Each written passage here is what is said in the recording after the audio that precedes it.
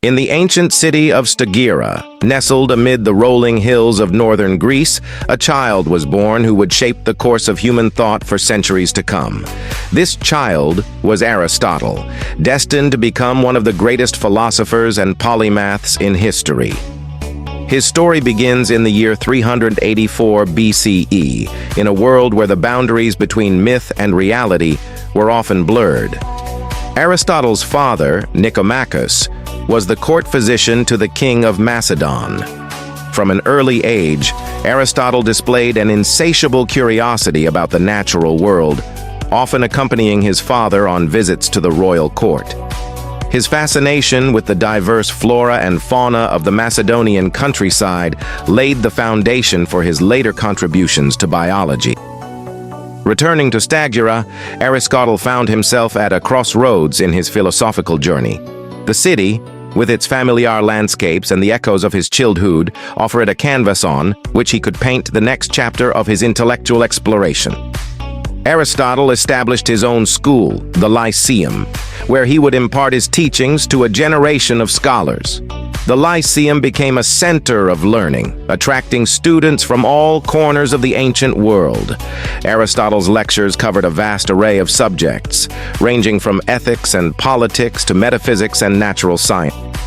2 decades, Aristotle immersed himself in the teachings of his mentor, absorbing the wisdom of the ancient world. One of Aristotle's most enduring contributions was his groundbreaking work in biology. His observations of the natural world, meticulously documented in his treatise Historia Animalium. Aristotle's Historia Animalium stands as a testament to his insatiable curiosity and groundbreaking contributions to the field of biology. This monumental work, translated as The History of Animals or Inquiries into Animals, represents Aristotle's systematic observations and classifications of the natural world, laying the foundation for the scientific study of living organisms. The journey into Historia Animalium begins with Aristotle's meticulous observations of the countless species that inhabit the earth. Drawing on his extensive travels and experiences, Aristotle cataloged a staggering array of animals, from the smallest insects to the largest mammals. The work is not merely a compendium of facts, but a thoughtful exploration of the patterns, characteristics, and behaviors that define each species. Historia Animalium, but also played a crucial role in shaping the trajectory of biological thought for centuries to come. Even as new discoveries and advancements have expanded our understanding, Aristotle's foundational work remains a cornerstone of biological inquiry and a testament to the enduring power of systematic observation and classification. In addition to his biological studies, Aristotle delved into the realm of ethics, exploring the nature of virtue and the path to a fulfilling life. His work, Nicomachean Ethics, remains a cornerstone of ethical philosophy, addressing questions of moral character, friendship, and the pursuit of happiness. Aristotle argued that virtue lies in finding the golden mean, a balance between extremes, and that a virtuous life leads to eudaimonia, a state of flourishing and well-being. Aristotle's influence extended beyond the realms of science and ethics. In his seminal work, Politics, he examined the structures of governance and the nature of justice. Unlike Plato, who favored a philosopher king ruling over a utopian state, Aristotle advocated for a more practical approach. He explored various forms of government, analyzing their strengths and weaknesses, and proposed a mixed constitution that combined elements of monarchy, aristocracy, and democracy. As the years unfolded, Aristotle's ideas permeated the intellectual landscape of the ancient world. His works were studied and debated in the halls of learning, shaping the minds of scholars and thinkers for generations. Yet, his own life was not without challenges and tribulations. Following the death of Alexander the Great, who had been Aristotle's pupil, the political climate in Athens soured. Accusations of impiety were leveled against the philosopher, forcing him to flee for his life. In exile, Aristotle found solace in the quiet contemplation of his ideas and the completion of his monumental work, Metaphysics, in which he explored the fundamental nature of reality. In the final years of his life, Aristotle faced a series of challenges and changes that marked the closing chapter of his remarkable journey. After spending decades in Athens, where he established the Lyceum and made significant contributions to various fields of knowledge, Aristotle's life took a different course, following the death of his most famous pupil, Alexander the Great. With the political landscape in Athens becoming increasingly precarious, Aristotle found himself caught in the cross-currents of power and ideology.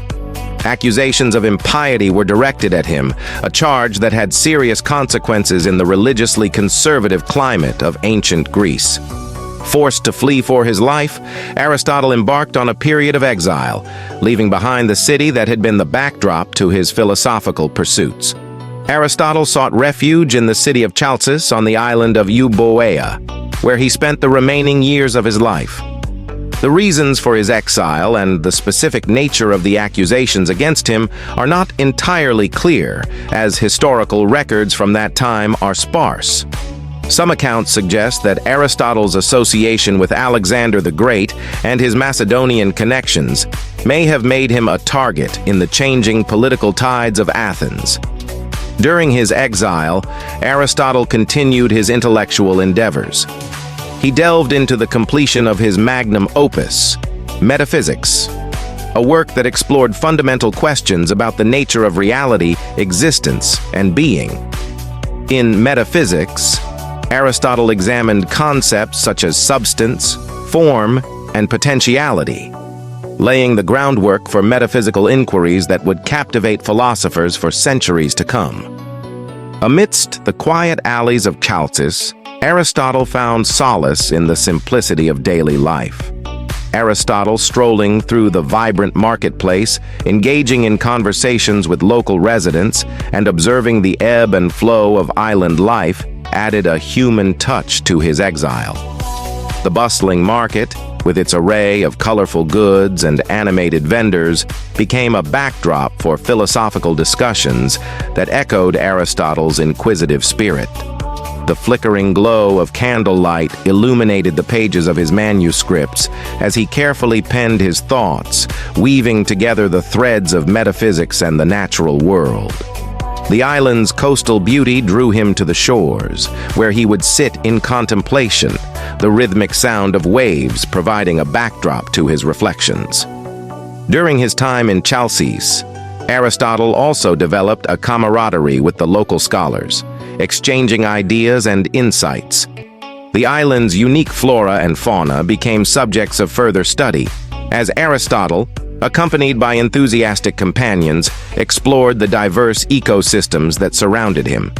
The human dimension of his life in exile emerges, a life intertwined with the pulse of everyday existence, the warmth of community, and the ever-present pursuit of knowledge that defined his remarkable journey.